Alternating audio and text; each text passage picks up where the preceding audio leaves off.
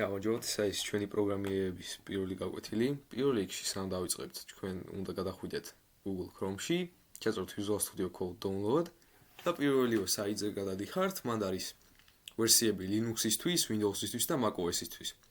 გაჩნია რა ნოუთბუქი გაქვთ, რა ოპერატიული სისტემა. რა ოპერატიული სისტემაც გაქვთ, მაგ ოპერატიული სისტემის მიხედვითაც უნდა გადამოვიწეროთ Visual Studio Code-ი. როდესაც გადმოვიწერთ Visual Studio Codes, ქმნით ახალ folders.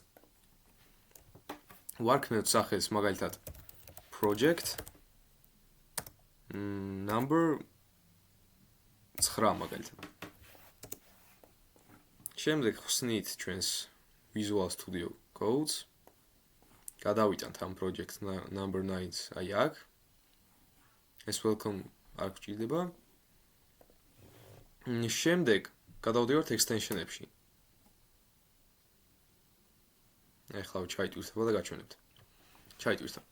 უნდა გადმოვიწეროთ error lens-ი, ანუ ასწორებს თქვენს მიერ დაწერილი კოდების შეცდომას. დაგიწერთ შეცდომებს და თქვენ უნდა ჩაასწოროთ მე, ანუ გეხმარებათ კოდის წერაში.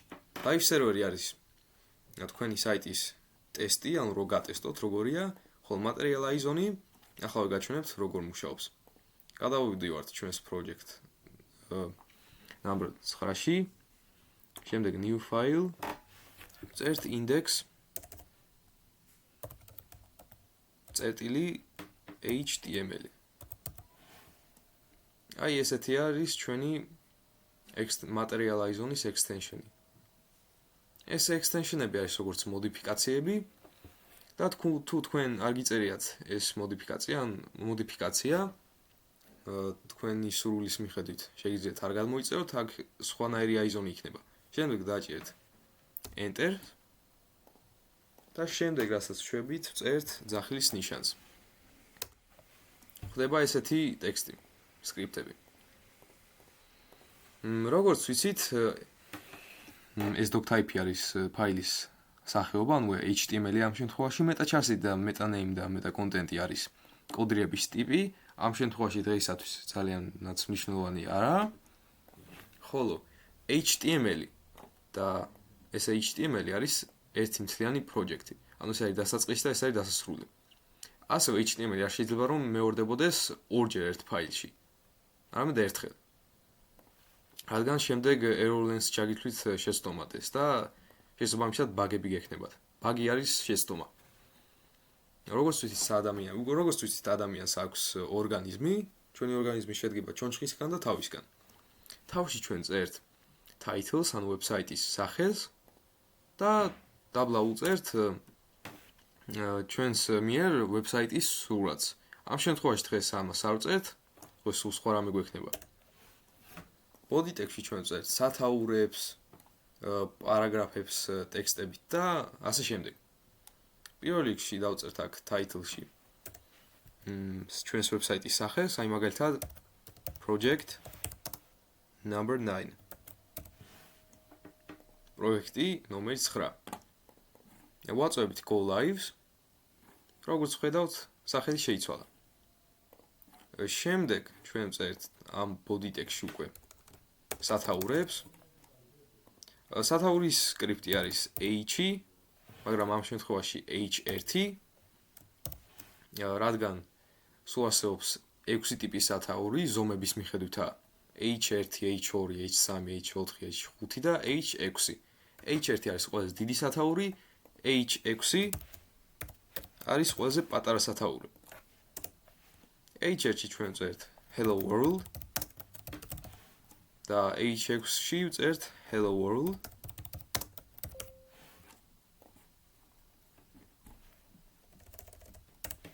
hello world. არ აქვს მნიშვნელობა რა ასობით ჩაწერთ. შემდეგ ვაწვევით go live. ეს ჩვენი ყველაზე დიდი და ყველაზე პატარა სათაური. შემდეგ ჩვენ წერთ დაბლა ტექსტისთვის პარაგრაფს, p-text. დავწერთ რამე, სისულელს. ნებისმიერ ტექსტი დაწერთ თქვენი სურვილის მიხედვით.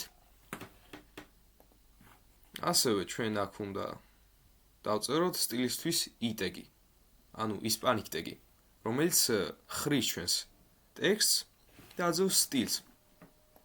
აი ტესტში go live-ში ჩვენი ტექსტი აი ესე გამოიყურება. ჩვენ გვინდა სტილისთვის მივცეთ დახრილი სტილი, ასოებს. ჩვენ წერთ ამისთვის i-text, როგორც გითხარით, აქ მთავარია ეს დახურული i/-ით იყოს აი აქ ბოლოში, დახურულ i-text-თან ერთად. და მოდით გავტესტოთ და ჩვენი ტექსტი უკვე იქნება დახრილი.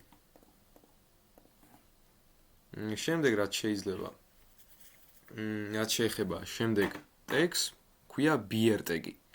beer tag-ი ჩვენს ტექსტს ყოფს განსხვავებულ ნაწილად, რაიმე გარკვეულ ნაწილად. ამ შემთხვევაში ჩვენ შუაში ვწერთ გაჩნია ტექსტის ზომას.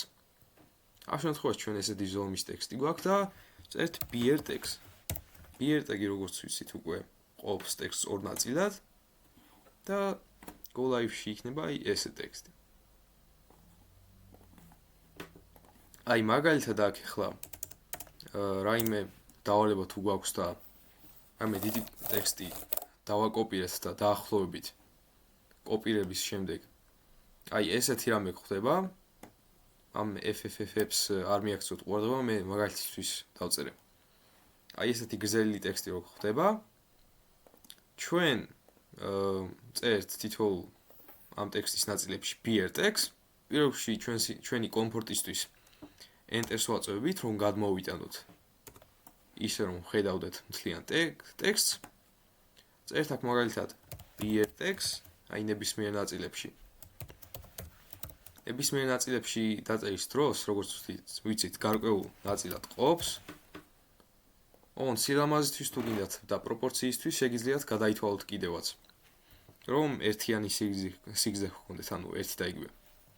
აქაც beer tag-ი, აქაც beer tag-ი, აქაც და აქაც. შემდეგ ვაწევით go live-ს. და ჩვენ დიდი ტექსტი დაიყო ესეთ ნაწილებად. კიდევ ერთხელ გავიმეორებ, რომ თუ გინდათ რომ პროპორციულად იყოს სტილისთვის ჩვენი ტექსტი, თქვენ უნდა დააკვირდეთ აქ რაოდენობა სიმბოლოების და დავწეროთ beer tag-ი იქ დასაწყისში, რომ ერთ ხაზზე იყოს ეს მთლიანი ტექსტი. ესეც ჩვენი გაკვეთილის დასასრული, პირველი გაკვეთილის დასასრული. მადლობა ყურადღებისთვის. ნახვამდის.